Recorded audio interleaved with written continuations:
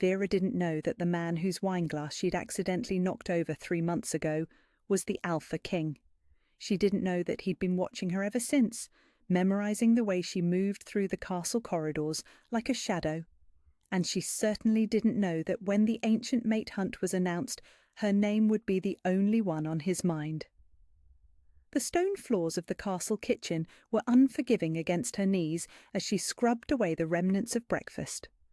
The other servants bustled around her, their voices hushed but urgent as they whispered about the approaching ceremony that had the entire pack on edge.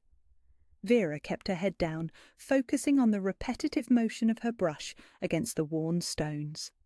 3 years she'd lived in these shadows, invisible and grateful for it.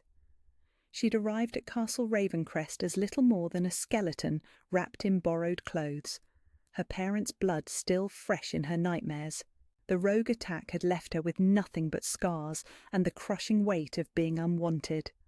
The head cook had taken pity on her, giving her a pallet in the servants' quarters and work that kept her hands busy enough that she couldn't think about the gaping hole where her family used to be. "Did you hear?" whispered Mira, the youngest kitchen maid, as she dropped a stack of plates beside Vera's bucket. "The hunt is to be announced today. Every unmated female between 18 and 25 must participate." Vera's brush stilled against the stone. The mate hunt. She'd heard whispers of it since arriving at the castle, an ancient tradition where the Alpha King would track his destined mate through the enchanted forest. But surely it didn't apply to her. She was nobody, less than nobody. A servant girl who couldn't even shift, whose wolf had never answered her desperate calls. "That includes you," Mira continued, her voice dropping even lower. "Kitchen staff, chambermaids, everyone. The King's decree leaves no exceptions." The brush slipped from Vera's suddenly numb fingers, clattering against the bucket with a sound that seemed too loud in the morning quiet. Her chest tightened with a familiar panic, the same breathless terror she'd felt watching her parents die. She couldn't run from rogues, couldn't hide from fate, and now she couldn't escape this ancient ritual that would put her directly in the path of a predator far more dangerous than any she'd fled from before. "I'll hide," she whispered, more to herself than to Mira. "In the cellars. He'll never know I'm missing." But even as she said it, something deep in her chest pulled tight, as if an invisible thread was already connecting her to something she couldn't understand. She pressed her hand against her sternum, where a strange warmth had been building for months now, always strongest when she glimpsed a particular figure moving through the castle corridors. The Alpha King himself, though she'd never dared look directly at him. The great bells began to toll, their deep bronze voices echoing through the castle walls and settling into Vera's bones like a death knell. The formal announcement. She abandoned her scrub brush and fled toward the servants' staircase, her bare feet silent against the cold stone. The cellars. She could hide in the wine cellars until the hunt was over, until the king had found his true mate among the noble ladies and daughters of wealthy merchants. But the captain of the guard was waiting at the bottom of the stairs, his weathered face grim as he watched her approach. "All females to the courtyard, by order of the king." "Please," Vera breathed, pressing herself against the wall as if she could melt into the stone itself. "I'm just a servant. Surely this doesn't—" The captain's expression shifted, his nostrils flaring slightly as he caught her scent. Something flickered in his eyes, a recognition that made her blood turn to ice in her veins. "Especially you, girl. The king was very specific about ensuring everyone was present." Her legs nearly gave out beneath her. The king knew she existed. Somehow, despite all her efforts to remain invisible, he knew. The captain's hand closed around her arm, gentle but implacable as he guided her up the stairs and through the corridors that suddenly felt like a maze designed to trap her.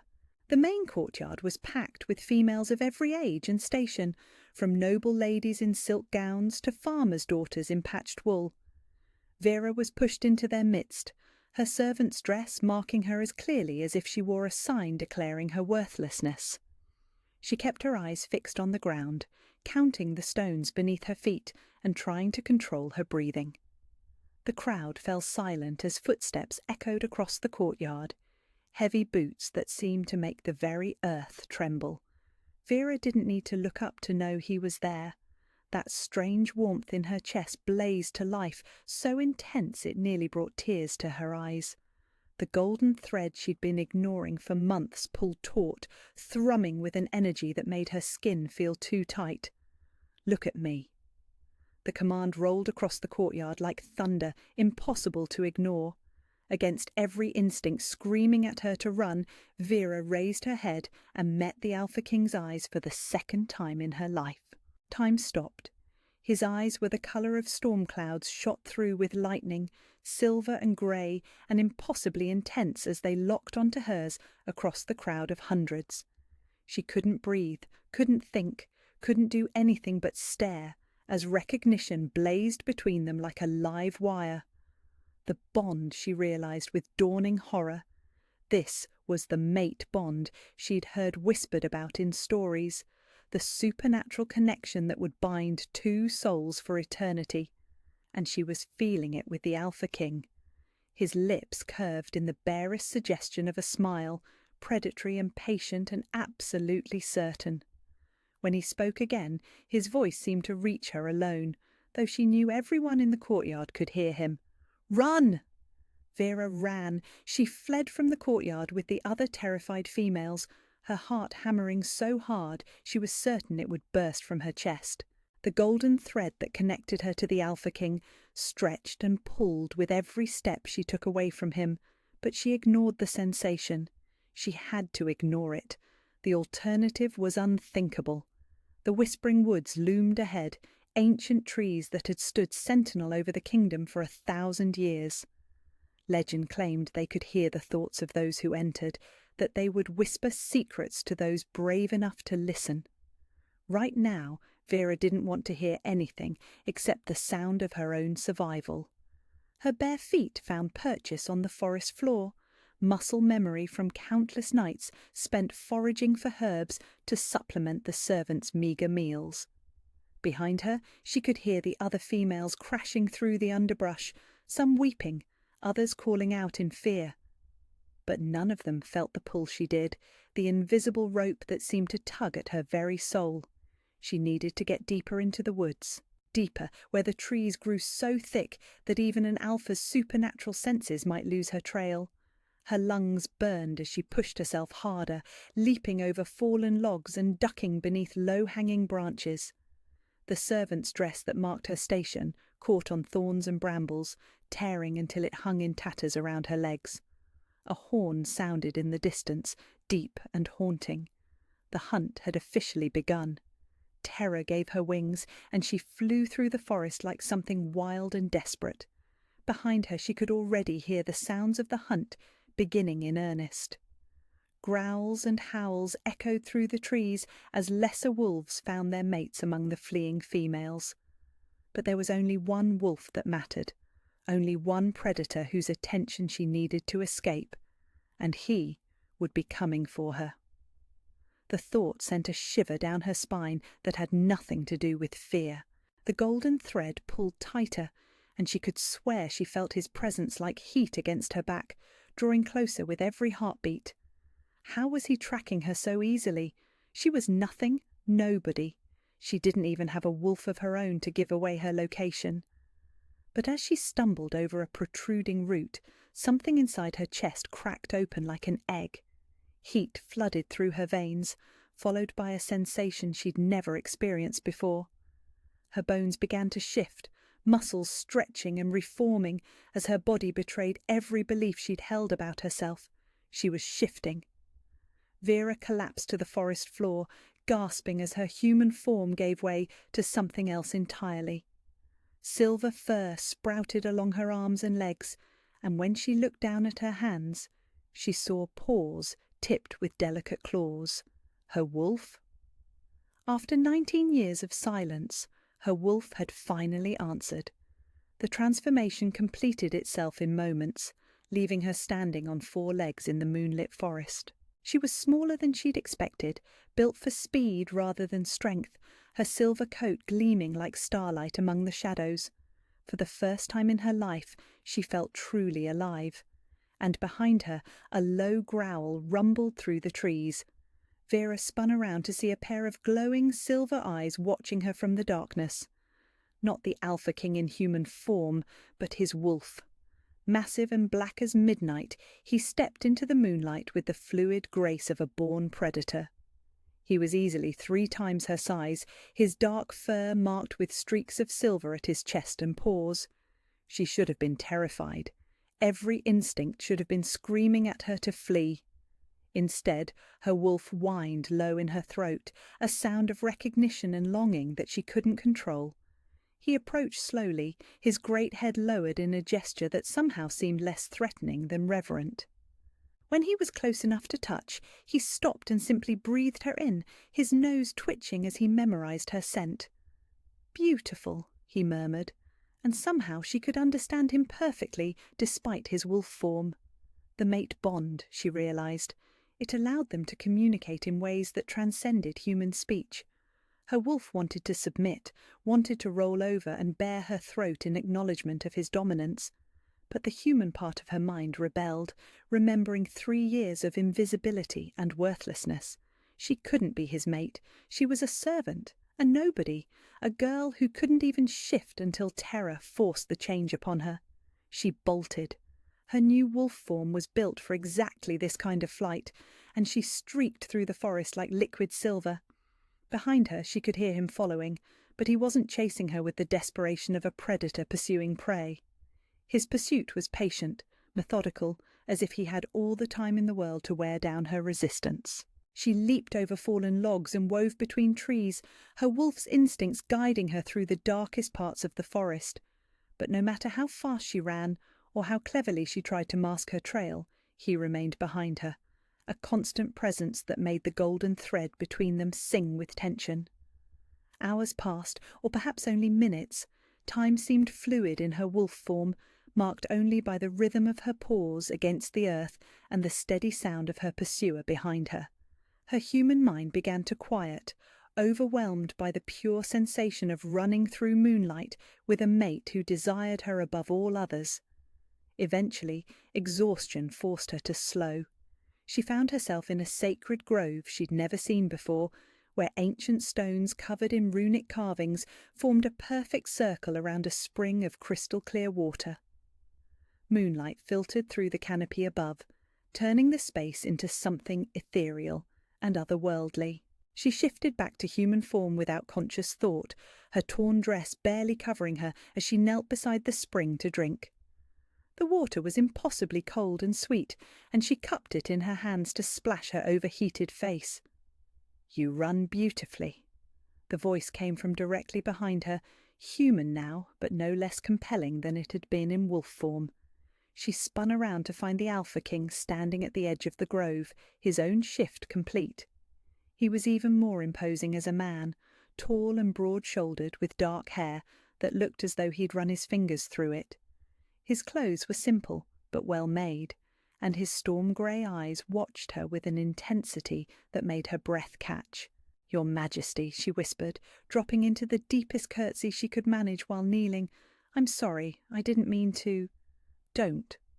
His voice was gentler than she'd expected, though it still carried the unmistakable weight of command. "Don't apologize for being exactly what I've been searching for." He moved closer, each step deliberate and careful, as if he were approaching a frightened animal. When he reached the edge of the spring, he slowly removed his cloak and held it out to her. "You're cold," he said simply. She was, she realized. The night air was cool against her skin, and the torn remnants of her dress provided little warmth. But taking his cloak felt like accepting something far more significant than simple comfort. "I don't understand," she said, her voice barely above a whisper. "Why me? I'm nothing. I'm nobody. I don't even have a family name."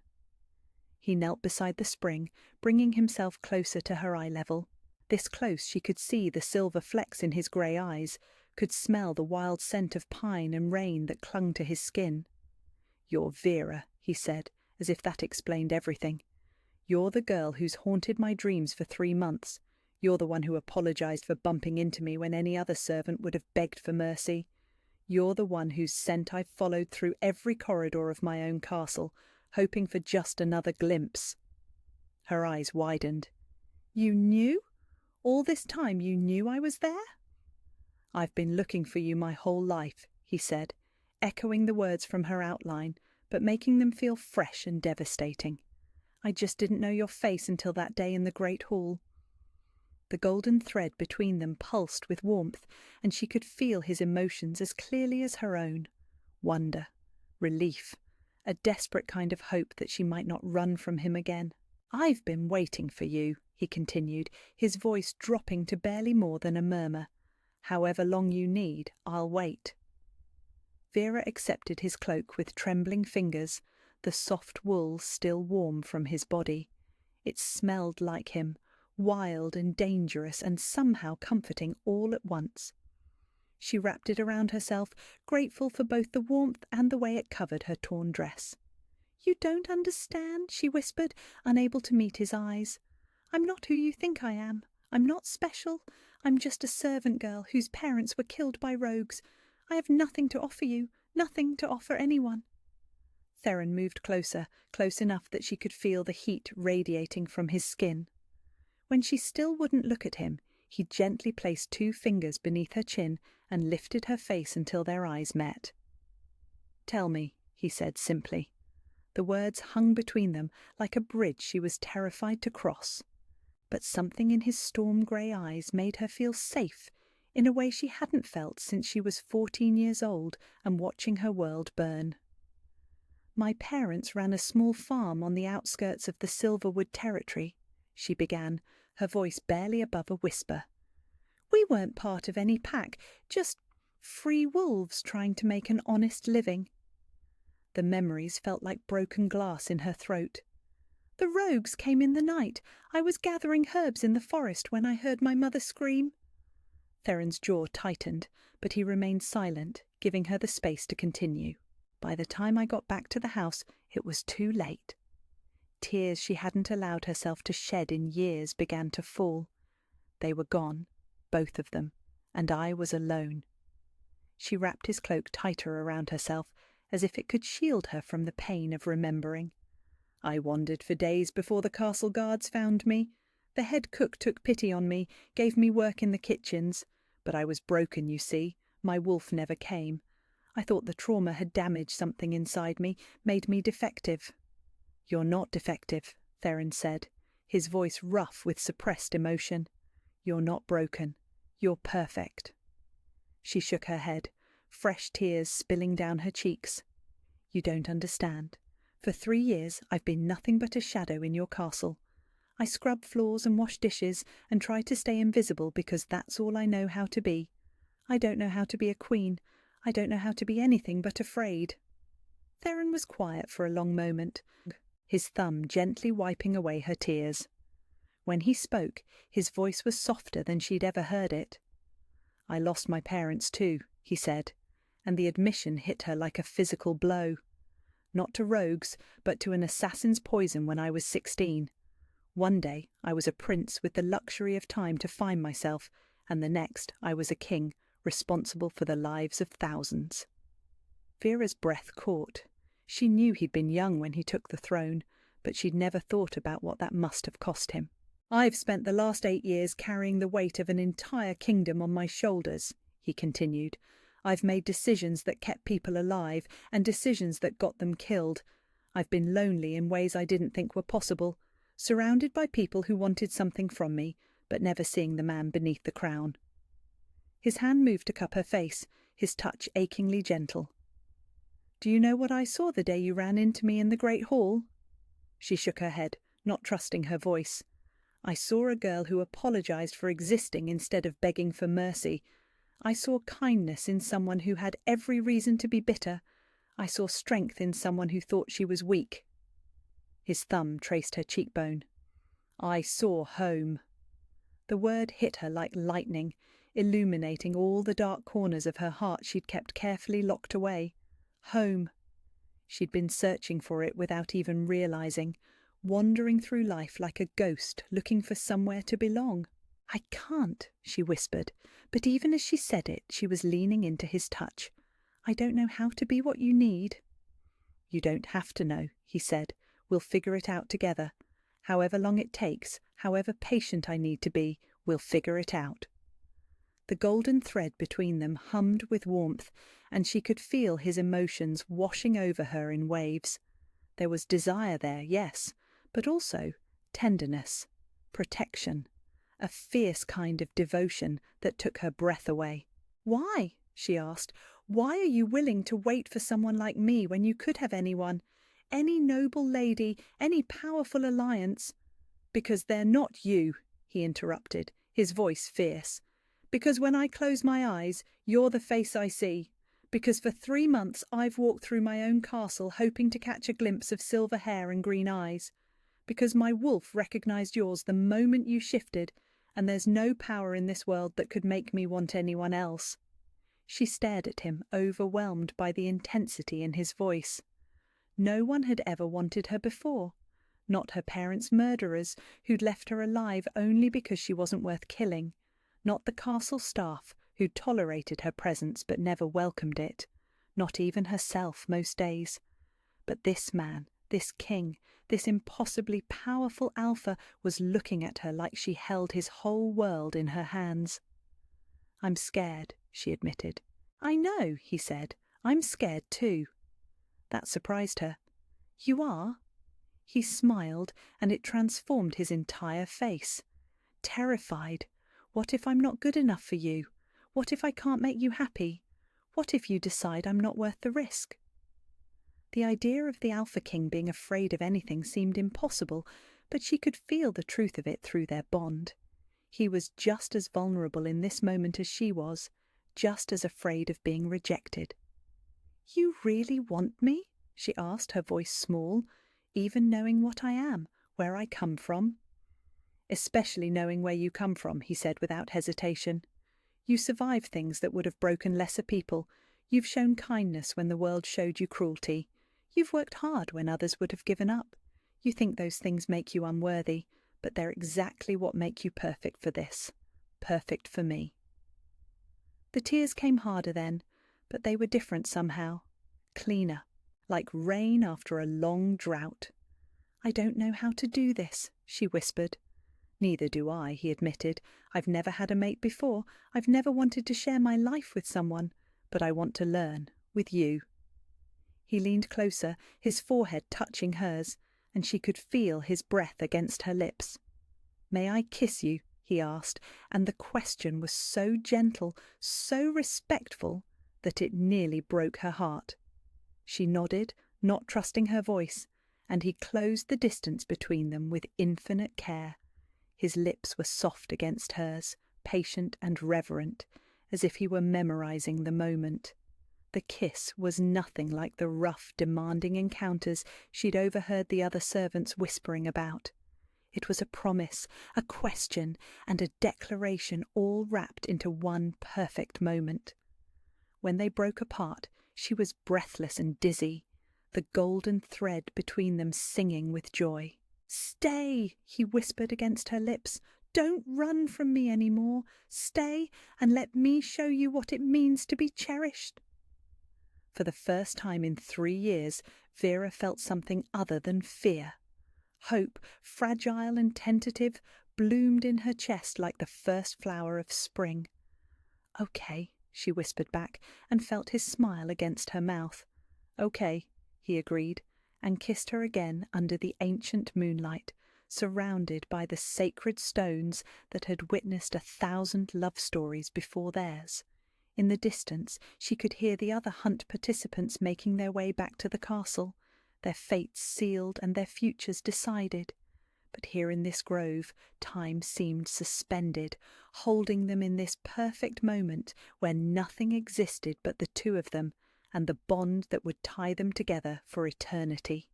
She was no longer running. She was finally coming home. The journey back to Castle Ravencrest felt like walking from one life into another. Vera rode behind Theron on his great black stallion, his cloak still wrapped around her shoulders and his strong arms creating a protective cage that made her feel safer than she had in years.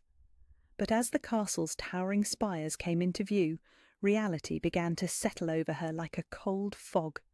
She was about to become the most talked-about person in the kingdom, the servant girl who had captured the Alpha King's heart. The great gates opened at their approach, and Vera could see the crowd that had already gathered in the main courtyard. Nobles and servants alike pressed forward to catch a glimpse of their king's chosen mate, their faces ranging from curious to scandalized. She pressed closer to Theron's back, wishing she could disappear into his warmth. "Breathe," he murmured, his voice pitched low enough that only she could hear. "I'm right here. I won't let anything happen to you." But as they dismounted and made their way through the crowd, Vera could hear the whispers that followed in their wake like poison. A servant? Surely not. She's nobody, doesn't even have a family name. What could the king possibly see in her? This is madness. The kingdom needs a proper queen. Each comment felt like a knife between her ribs, reminding her of every reason this was impossible. She kept her eyes fixed on the ground, counting the stones beneath her feet, just as she had during the hunt announcement. But this time, Theron's warm hand found hers, his fingers intertwining with her own in a gesture of quiet support. The Queen's chambers were more beautiful than anything Vera had ever imagined. Silk tapestries covered the walls, depicting scenes of wolves running through moonlit forests. A massive four-poster bed dominated the centre of the room, draped in midnight blue velvet that matched the king's ceremonial robes. Tall windows overlooked the castle gardens, where roses bloomed in careful rows beneath the setting sun. "This is too much," Vera whispered, overwhelmed by the opulence surrounding her. "I can't possibly—" "You can," Theron said firmly, closing the door behind them to give them privacy. "And you will. But not because I command it, because you choose it." A soft knock interrupted them before Vera could respond. 3 women entered at Theron's summons, each one more elegant than the last. The first was a middle-aged woman with kind eyes and greying hair pulled back in an elaborate bun. The second was younger, perhaps Vera's age, with golden hair and a warm smile. The third was older, with silver hair and a regal bearing that spoke of noble birth. "Your Majesty," the older woman said, dropping into a perfect curtsy, "I am Lady Morwen, and I have been asked to serve as head lady-in-waiting to our future queen." Her eyes moved to Vera, and there was no judgment there, only respect. "It would be my honour to help you prepare for your new role." The younger woman stepped forward next. "I'm Elena," she said with genuine warmth. "I've been working in the castle for 2 years now, and I remember how overwhelming everything felt at first. I'm here to help in whatever way you need." But it was the middle-aged woman who surprised Vera most. "My name is Martha," she said, her voice gentle and familiar. "I believe we've met before." Recognition dawned, and Vera's eyes widened. "You're the head cook. You gave me work when I first arrived at the castle." Martha smiled. "I did indeed, and I've watched you work harder than any 3 people combined for the past 3 years. You deserve every happiness. Child." The kindness in their voices nearly broke her. These women were offering her genuine support, not because she was the king's choice, but because they saw something worthy in her. "I don't know how to be a queen," Vera admitted, her voice small. "None of us knew how to be what we became," Lady Morwen said wisely. "But we learn, we grow, and we find our strength along the way." The next few days passed in a whirlwind of preparation and education. Vera learned about court protocol and diplomatic customs, about the history of the kingdom and the intricate laws that governed pack life. Her natural intelligence served her well, and she found herself genuinely interested in the complexities of ruling a people. But it was the small kindnesses that meant the most. Elena teaching her how to walk with the grace expected of nobility. Martha ensuring she ate regularly during the overwhelming days. Lady Morwen patiently explaining the subtle nuances of court politics without making her feel stupid for not understanding. And through it all, Theron was a constant presence. He would appear in her chambers during breaks in her lessons, bringing her tea and simply sitting with her in comfortable silence.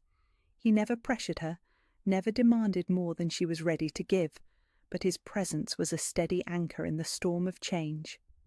It was on her third night in the Queen's chambers that she finally felt brave enough to ask the question that had been haunting her. "Do you think they'll ever accept me?" she asked, curled up in the window seat as Theron sat in the chair beside her. "The nobles, I mean. The court. They look at me like I'm something that doesn't belong." Theron was quiet for a moment, his storm-grey eyes thoughtful. "Some will," he said finally. "Others won't, but their acceptance isn't what matters." "Isn't it?" She turned to face him fully. "You're the king. You need political alliances, strategic marriages. I can't give you any of that." "You give me something far more valuable," he said, reaching out to cup her face in his hands. "You give me peace. You give me someone to come home to who sees the man instead of the crown. You give me hope for a future where I'm not carrying the weight of the kingdom alone." His thumbs traced her cheekbones, and she could feel the truth of his words through their bond. "I've spent 8 years making decisions based on what was best for the kingdom. This is the first choice I've made based on what's best for my soul." The intensity in his voice made her breath catch. She had never thought of herself as someone who could heal another person's loneliness, who could be the answer to anyone's prayers. "I want to be worthy of that choice," she whispered. "You already are," he said, and then his lips were on hers, gentle at first but growing more urgent as she responded to his touch. This kiss was different from their first one in the sacred grove. There was more heat in it, more need, but also more trust. She could feel his careful control, his determination not to push her further than she was ready to go. But she could also feel his desire, hot and overwhelming, calling to something deep inside her that she was only beginning to understand. When they broke apart, both breathing hard, she made a decision that surprised them both. "Stay," she whispered, echoing his words from the grove, but with an entirely different meaning. His eyes darkened. "Vera." "Stay," she repeated, more firmly this time. "I'm tired of being afraid. I'm tired of letting fear make my choices for me. I want this. I want you." Something shifted in his expression, the careful control giving way to something raw and primal.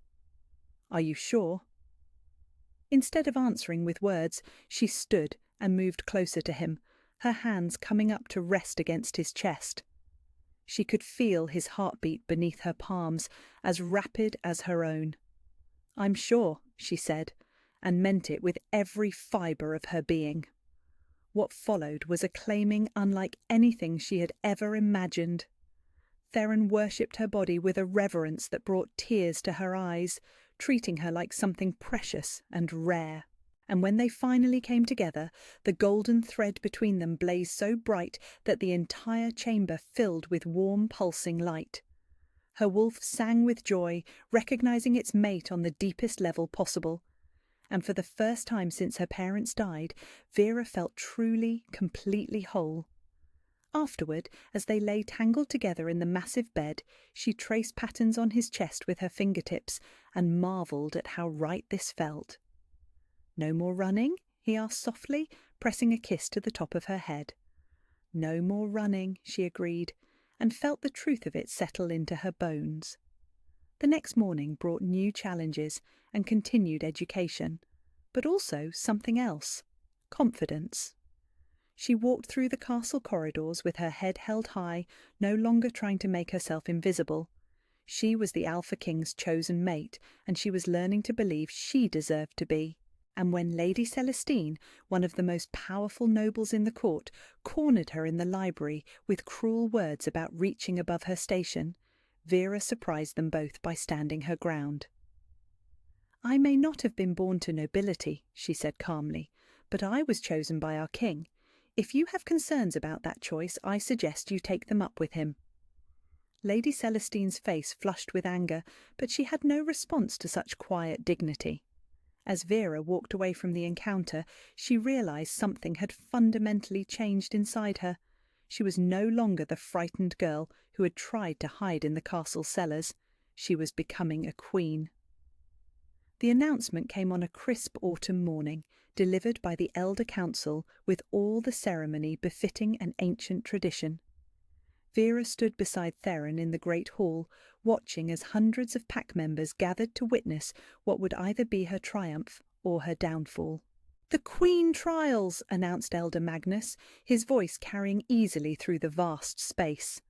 3 tests to prove worthiness to rule alongside our Alpha King, the trial of wisdom to show her ability to lead with justice and insight, the trial of strength to demonstrate her courage and power, the trial of heart to prove her dedication to our people.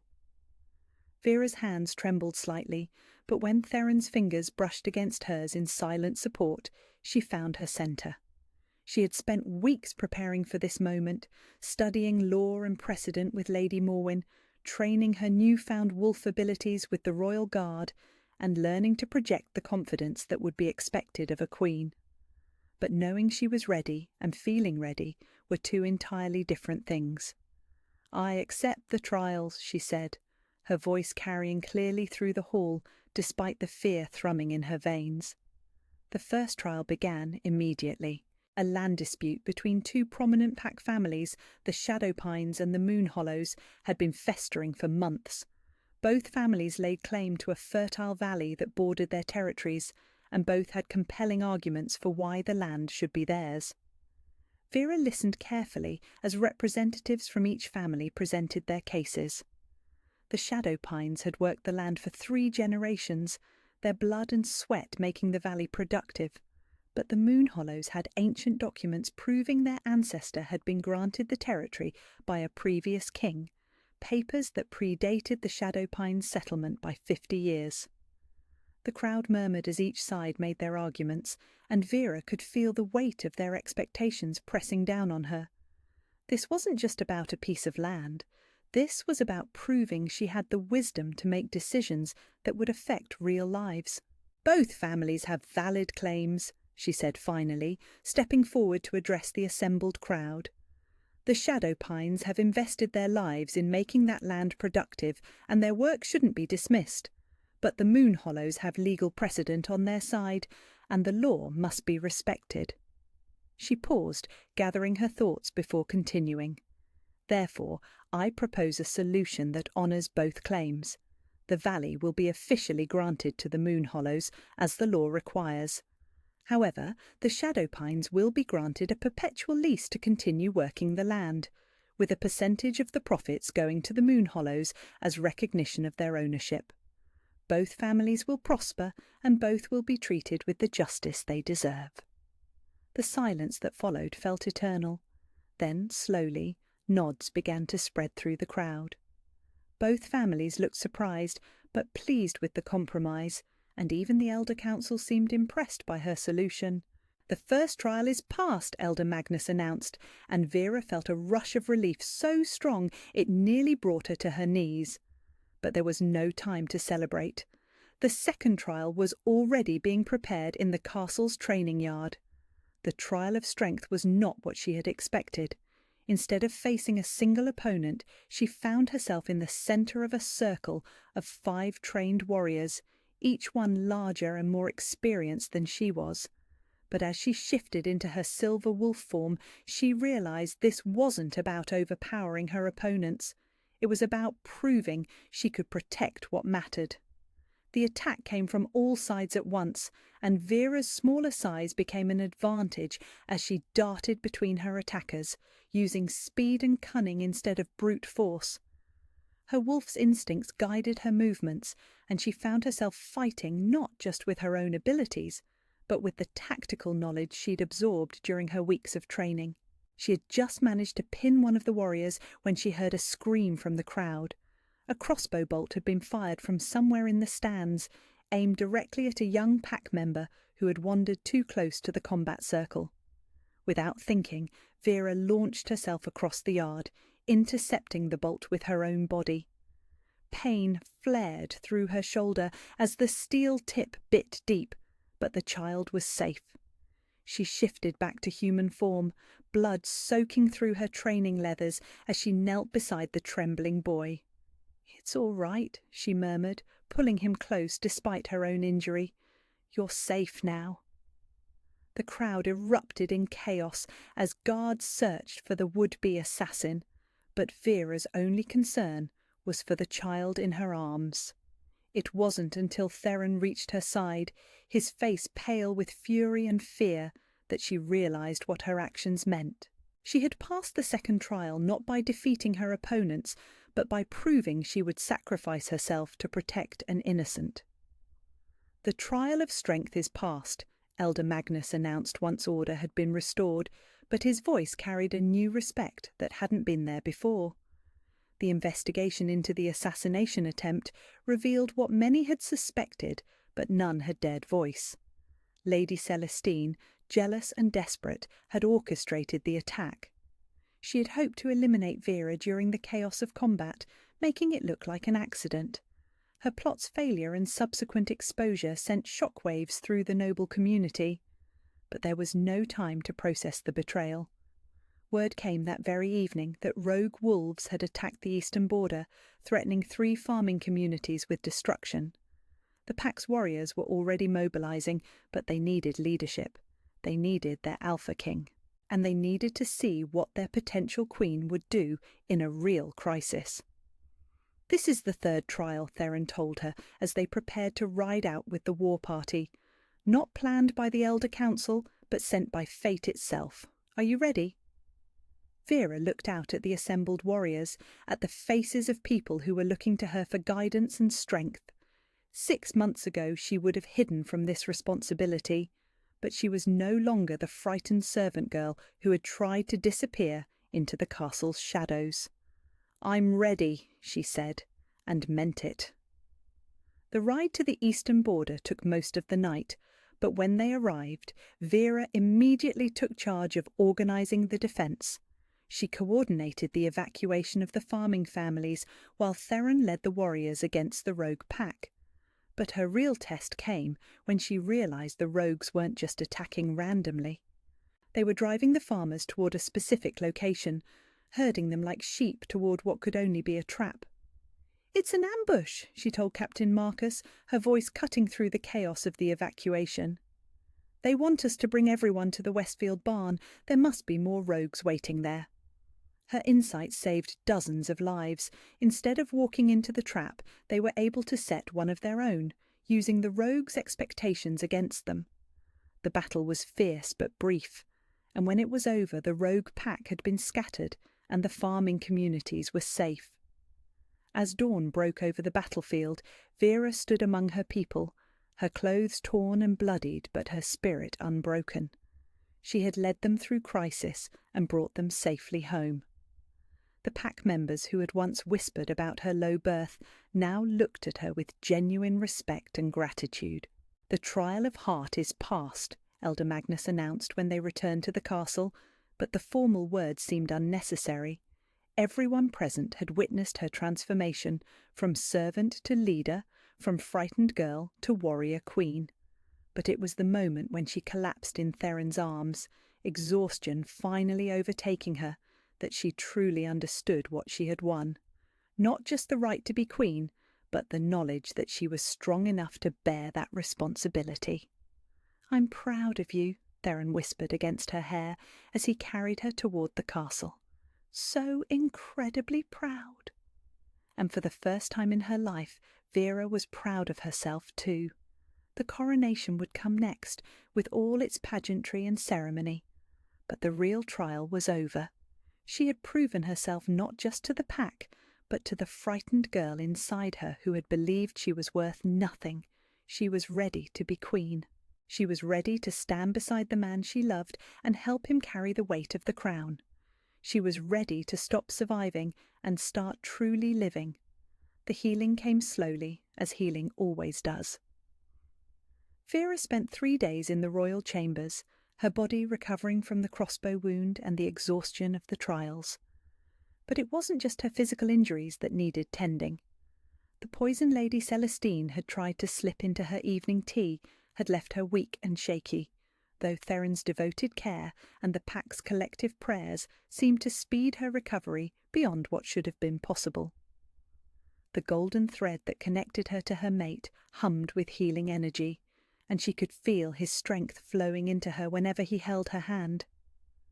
Martha brought her special broths that tasted like childhood comfort, while Eleanor read to her from books of poetry and pack history. Even Lady Morwyn, typically so composed, couldn't hide her relief when Vera's fever finally broke. But perhaps the most healing of all were the flowers. They arrived in constant streams from pack members across the kingdom. Simple wildflowers from farming families, elaborate arrangements from noble houses, and tiny bouquets picked by children who wanted to thank the brave lady who had saved one of their own. The Queen's chambers overflowed with blooms and well-wishes, transforming the space into a garden of gratitude. "They love you," Theron said, on the morning she was finally strong enough to sit by the window. He was reading her a letter from the Eastern Border families, their words of thanks bringing tears to her eyes. "They love their queen," she corrected softly, but he shook his head. "They love Vera," he said, "the woman who threw herself between a child and a crossbow bolt, the woman who saw through the rogue's trap and saved their lives. They love you for who you are, not what you represent." The trial of Lady Celestine took place in the great hall before the assembled pack. Vera, still pale but insisting on attending, watched as the woman who had tried to kill her was stripped of her titles and lands. The Elder Council's judgment was swift and final: exile from the kingdom, never to return on pain of death. As the former lady was led away in chains, Vera felt no satisfaction, only sadness for the waste of a life consumed by jealousy and bitterness. She had learned during her recovery that Celestine had genuinely believed herself destined to be queen, had spent years preparing for a role that was never meant to be hers. The tragedy wasn't just in her actions, but in her inability to find her own path to happiness. "Justice has been served," Elder Magnus announced, and the hall erupted in approving roars from the assembled pack members. But Vera was already thinking ahead to the coronation that would take place under the blood moon in just 3 days' time. The ceremony preparations began immediately. The castle buzzed with activity as servants hung garlands of silver and midnight blue throughout the corridors. The pack's most skilled artisans worked day and night to complete Vera's crown, a masterpiece of moonstone and silver that would complement rather than compete with Theron's ancient circlet of black gold. Vera's coronation gown was a work of art in itself, crafted from silk the colour of starlight and embroidered with silver wolves that seemed to dance across the fabric in the candlelight. When she tried it on for the final fitting, she barely recognised the woman staring back at her from the mirror. Gone was the frightened servant girl in borrowed clothes. In her place stood a queen. The night before the coronation, as tradition dictated, Vera spent the evening in prayer and reflection at the sacred grove where she and Theron had first kissed.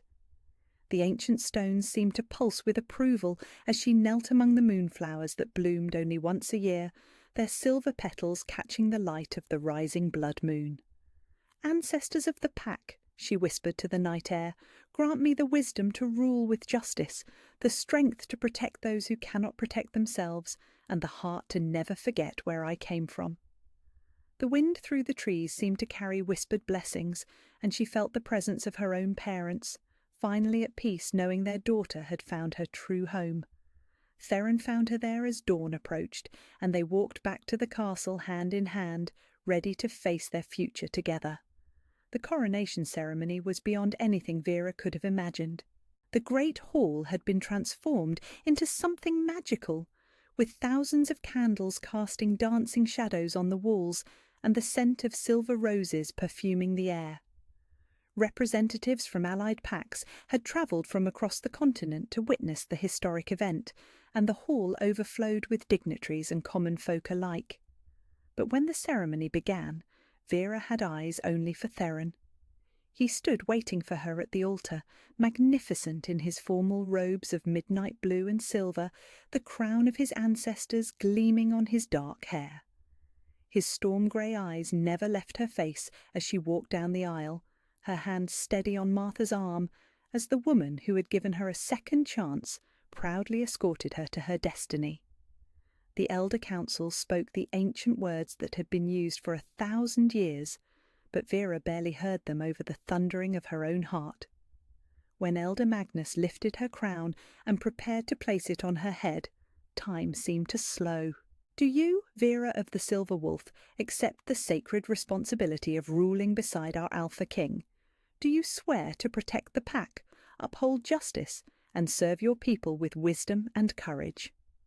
"I do," she said, her voice ringing clear and strong throughout the hall. The crown settled onto her head with a weight that felt both momentous and completely right. As the moonstone centerpiece caught the candlelight, casting rainbow reflections across her face, a cheer rose from the assembled crowd that seemed to shake the very foundations of the castle. But the coronation was only the beginning. What followed was the wedding ceremony, the joining of two souls that had been destined for each other since the beginning of time. Theron's vows brought tears to her eyes. "You are my heart," he said, his voice rough with emotion. "You are my peace in chaos, my strength in weakness, my home in a world of strangers. I promise to love you, protect you, and stand beside you through whatever trials our reign may bring." Her own vows came from the deepest part of her soul. "You saw worth in me when I saw none in myself," she said, her hands trembling as they held his. "You gave me safety when I had known only fear, love when I had known only loss. I promise to be your partner in all things, your support in times of struggle, and your greatest joy in times of peace." When they kissed to seal their union, the golden thread between them blazed so brilliantly that the entire hall was bathed in warm, pulsing light. Their wolves sang in harmony, and every person present could feel the rightness of their bond thrumming through the ancient magic that bound all pack members together. The celebration that followed lasted 3 days and 3 nights. There was feasting and dancing, storytelling and songs that would become legend. Vera danced with farmers and nobles alike, her joy infectious as she laughed and spun beneath the stars. She was no longer the hidden servant trying to make herself invisible. She was a queen who belonged to her people as much as they belonged to her. But it was the quiet moments she treasured most. Standing on the castle balcony with Theron as the sun rose on their first day as true partners, watching their kingdom wake beneath the golden light. The way he looked at her as if she were the most precious thing in his world, because to him she was.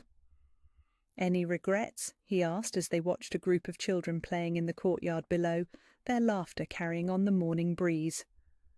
Vera considered the question seriously. 6 months ago, she had been a broken girl with no family, no prospects, and no hope for anything better than mere survival.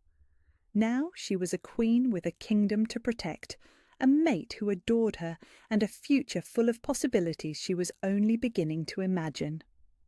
"None," she said, and meant it with every fibre of her being. Not a single one. They spent their first weeks as king and queen, learning to rule together, their different strengths complementing each other perfectly.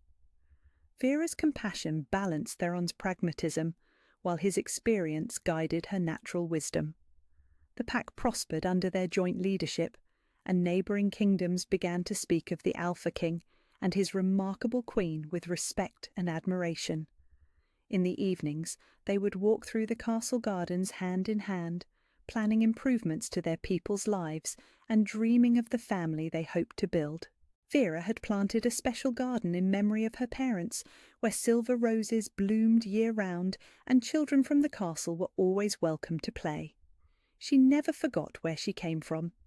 Former servants found themselves promoted to positions of trust and responsibility, and she made sure that no orphan child would ever want for food or shelter in her kingdom.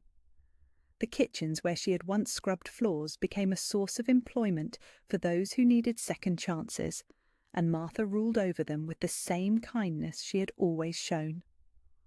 On quiet nights, when the official business of ruling was done, Vera and Theron would retreat to their private chambers and simply hold each other. The scared girl who had tried to hide from the mate hunt was gone forever, replaced by a woman who had learned to embrace her destiny with courage and grace. "I love you," Theron would whisper against her hair, and she would feel the truth of it in every beat of their shared heart. "And I love you," she would whisper back, marvelling at how easily the words came now, how natural it felt to be loved and to love in return. They had found their forever, their happily ever after, their home in each other's arms.